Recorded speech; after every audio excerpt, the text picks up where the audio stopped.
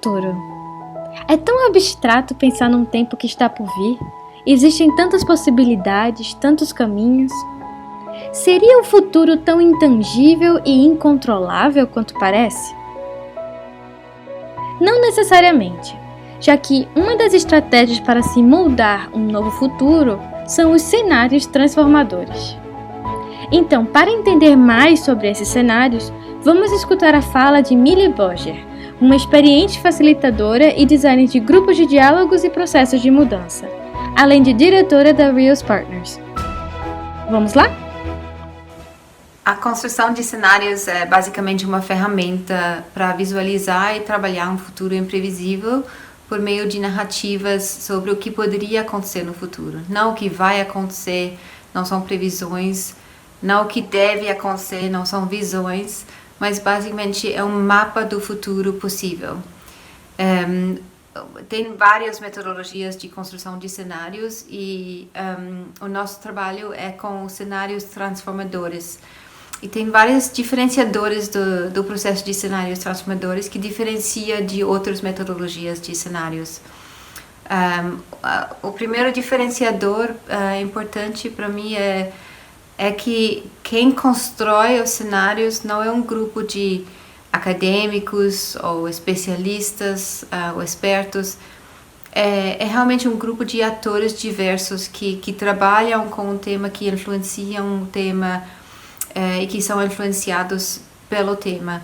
A gente tenta uma diversidade radical no grupo, não somente a diversidade setorial, como de governo, setor privado, sociedade civil, mas também a diversidade de regiões, de gênero, de gerações, de raça, etc. Então, para cada tema, pensar quem são as vozes desse sistema e incluí-los no projeto.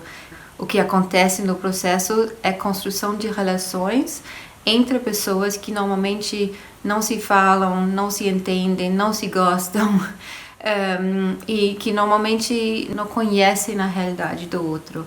Quando se constrói relacionamentos entre esses atores, isso é realmente transformador. As pessoas aprendem muito com isso e eles tomam o outro em conta quando eles depois agem nas diferentes esferas de influência.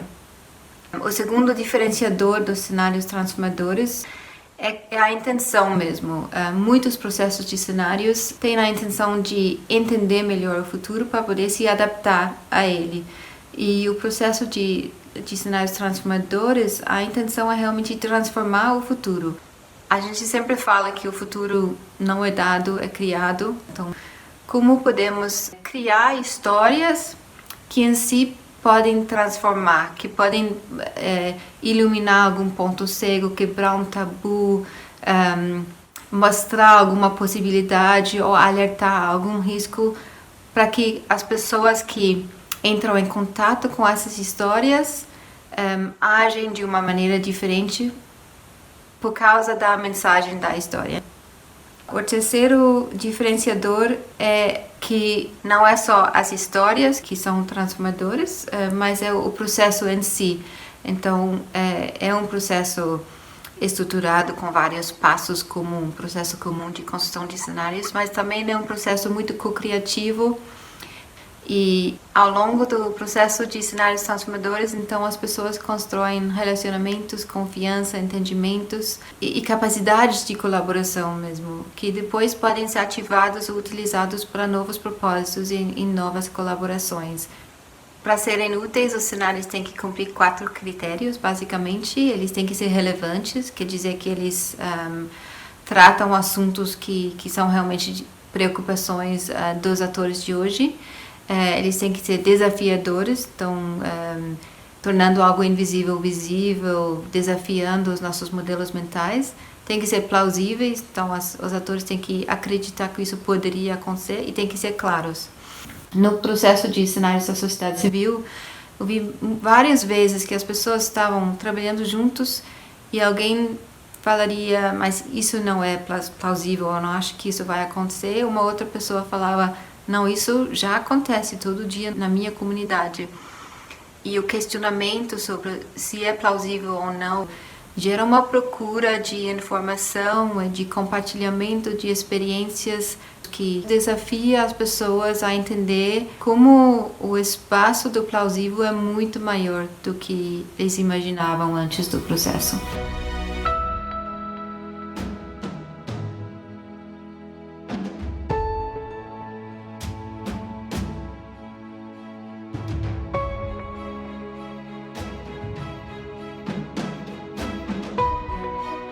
Ao longo dos últimos 10 anos, eu tenho trabalhado em vários projetos de cenários transformadores. Um dos primeiros projetos onde eu apliquei essa metodologia foi o processo de cenários transformadores sobre a sociedade civil no Brasil. É um processo que aconteceu em 2013, mirando para 2023.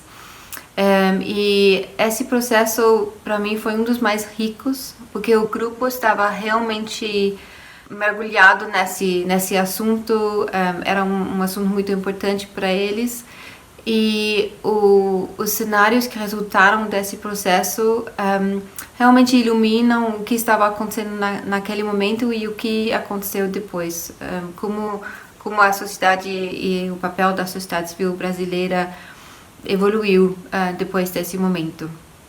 Eu também acho esse processo muito interessante porque os nomes dos cenários são nomes de jogos brasileiros, então é uma linguagem que todo mundo entende e conhece e que realmente captura a essência desses cenários, onde a grande questão é realmente quais são as regras do jogo, quem manda, como se ganha.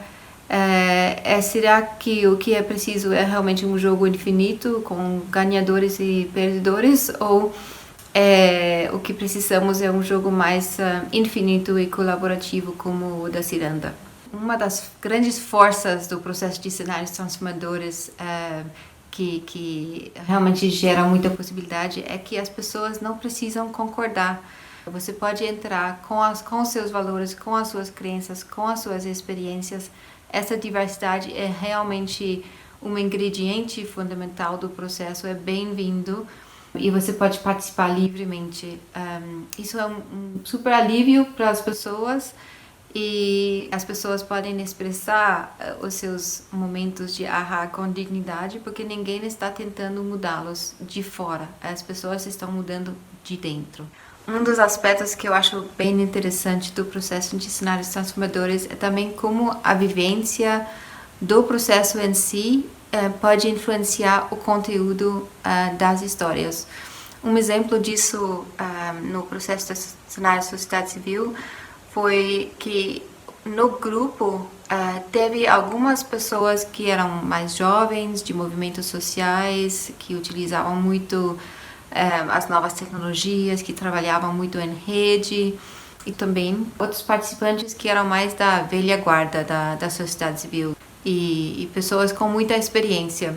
E ao longo do processo, o valor desse diálogo intergeracional ficou muito aparente e as pessoas valorizavam mais o outro, começaram a entender melhor o outro, de questionar alguns julgamentos que tinha entre as gerações.